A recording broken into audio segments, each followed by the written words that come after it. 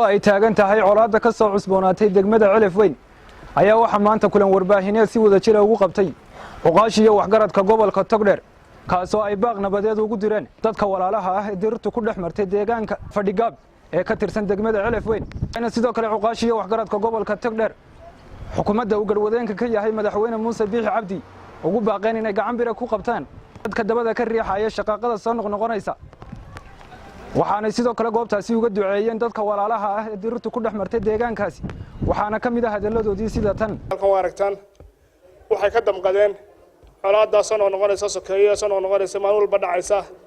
maalin walba wacadka la galo walba jibinayo maalin walba dad islaam ah waxba galabsan lagu dilayo aad iyo aad bay u xumaadeen waxay goosteen inay baaq nabadgelyo halkan uga jeediyaan ka dhacay bariga Soomaaliland degmada Celef Weyn iyo eeriyadeeda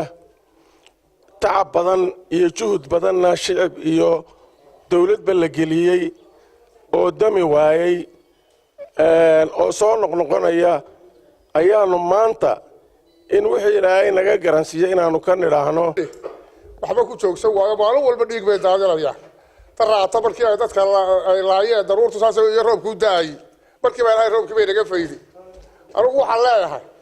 dawladdu boobay ka dhigtay dadka wixii boonkan jabiyay salaadiintooda uqaashooda waxgaradkooda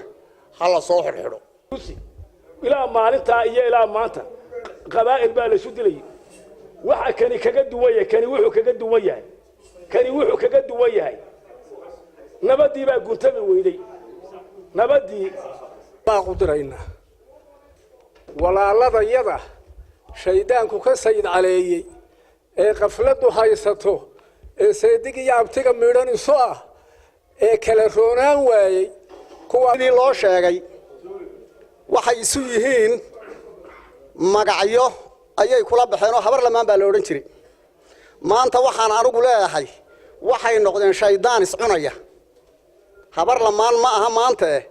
shaydaan cadow isu noqday weeye baan leeyahay waa wixii ka dhacay hadiise Ilaahay de toobada waa aqbalaya ay toobad keenaan waa habar lamaantoodii uun isku soo wada xooriyo ma aha colaadani mid uguba balse waa mid soo noqnoqoto taasoo labada dhinacba dhimashiyo dhaawacba ka soo gaadho markaastoo ay dhacdo Axmed Nuur Samraawi telefishinka caalamiga ee SBS magaalada madaxda gobolka Togdheer